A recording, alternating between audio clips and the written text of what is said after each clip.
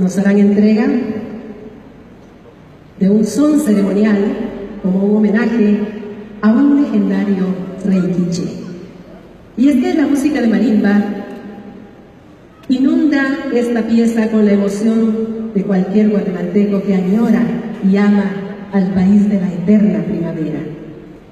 Tema característico de los bailes folclóricos guatemaltecos, tan arraigado a las costumbres ceremoniales de las comunidades indígenas del occidente de Guatemala. Escuchemos entonces, presenciemos entonces, en la ejecución de las marimbas del Ejército de Guatemala y marimba de la Universidad de San Carlos de Guatemala, el rey quiché.